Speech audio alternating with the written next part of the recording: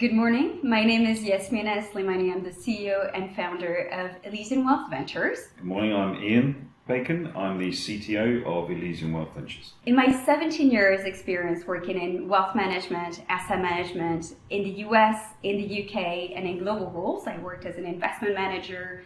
I worked on the product strategy as well. And being an expat, I found that there is a lack of global financial solutions for individuals like us. So when you look at the ultra high net worth of this world, the 1% of the 1%, they have their own family office. But how about the rest of us? This is why we brought Elisyan Wealth. It's the first privacy by design global finance app that bring tools that are usually reserved to the ultra high net worth of this world and the institutionals at your fingertips, wherever you go. Privacy by design is something that is really at the core of what we're doing. I couldn't think of a better person to talk about that than Ian, who actually lives and breathes privacy. Ian, can you tell us what we mean by privacy by design? You may go to many shops today, retailers, etc., and they will ask you to use a card, a loyalty card of some sort, to get discounts. Why do they do that? Because what they're after is they're after your data. Your data is money to them. They give you a small discount and they profit off of that data. Our view is that your financial data is 100% yours.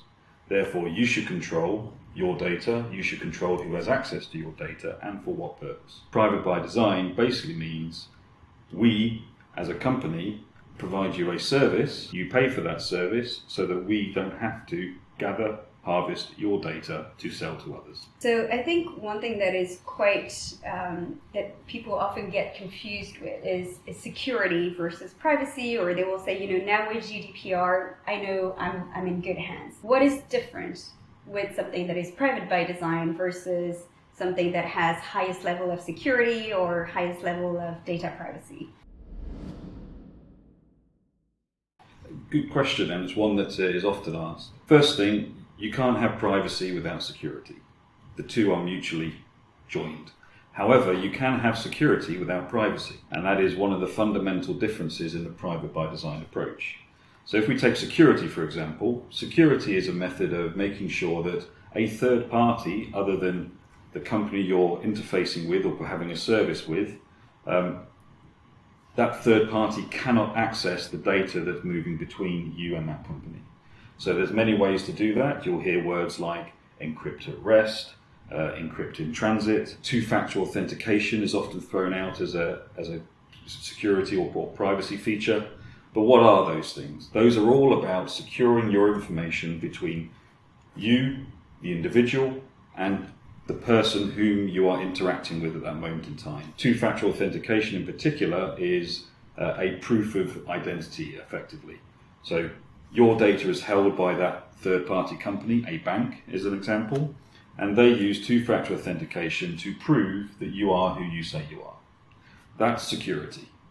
Privacy is where you actually control who has access to your data and what they can do with it. So for example, a bank has full access to your bank account information, your details, your transactions. They actually need that in some respect to provide you services like your credit card, your buying, selling, etc. But for wealth services, etc., you have many interactions with many financial institutions that you may not want each of those financial institutions to know how much money or wealth you have across those institutions. If you link your accounts using aggregators in those banks, once you aggregate in one of those banks' platforms, will get to see what's going on in your other financial institution. Private by design, and what we are proposing, the model should be, is that information should stay and remain encrypted completely away from the prying eyes of those financial institutions. What do I mean by that? If we provide the service to you, we provide you a portal to grab that data from a financial institution. That comes down to your device. Your device encrypts that information with your own private key so that only you can unlock it. And then, because we store it for you in order for you to access it on multiple of your own devices, even if we got round our encrypt at rest, our security pieces to actually access your data, we couldn't read it because only you have the key to get at it. That's private by design. So it's probably, we need to make sure that the user do not forget their key, right? Because that's not something we'll be able to give that. That is 100% one of the reasons why private by design is so complicated, is because we have to deal with, or the user has to deal with the consequence that if they lose their key, they lose access to their information. Much the same as if you lose your key for your house, you have to get somebody to break into your house, a locksmith, in order to regain access to your property. That actually sounds very similar also to like looking at what Apple does when it comes to data privacy and things like that. Are there some similarities? Very much so. So Apple has been in the news literally yesterday with their announcements at their conference. And they have been big and hot on private by design and security and privacy in particular. A lot of their features are around health apps and your health data. Very, very, very sensitive information. Similar to financial information. Exactly. That's exactly how we see financial information as Elysian Wealth. And the concepts and processes that we aim to employ to secure your information, so it's private to you, are exactly the same processes and methodologies that Apple is using to secure your health data if you use one of their devices. Anything else you wanted to add? I just wanted to touch on things like why do we see this as important?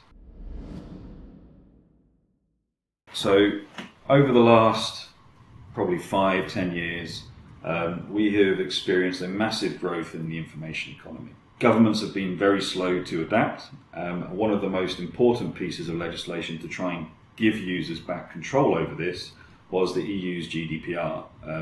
In the UK, that's now been taken on and is now known as UK GDPR. And there is this misconception that because this regulation has come out, people feel protected now. People feel protected. That is a complete misrepresentation of what goes on. GDPR requires companies to maintain your data in a secure way, but not necessarily a private way. And what we have seen across the years since GDPR has come out is GDPR fines for poor information handling and using information for non-consented activities have dramatically increased. So far this year, they're running over $1.5 billion, and we only see that going up over time. Other countries are coming out with similar regulations for data protection around the world, and those regulations are leading to mass balkanization, as I refer to it, where users' data in a country is not allowed to leave that country's borders. Some of the big tech providers that provide data centers, Microsoft and Amazon and Google being the primary ones, Amazon and Microsoft in particular offer data centers in almost every country around the world now. And they do that because they know that in the not too distant future, if they want to do anything with any users in a given country, they will have to retain all of that user's data in that country. We've already seen Meta this year, one of the biggest fines issued or levied by the EU, one of the EU countries, is the transfer of data, European citizens' data, to the US. That's going to be stamped out and clamoured down on very hard. There are multiple ways to deal with that. My view is that if you follow a private by design approach, it doesn't matter whether that user's data lives in any data center around the world. It's encrypted, it's private, it cannot be accessed, and it's theirs because they control it. You as an individual, particularly mobile individuals, which we are both expats, we move cross borders. So a data center for a given country doesn't really meet our needs. But as a mobile citizen that moves across borders, we need to make sure that our data moves across borders with us in a secure and private fashion.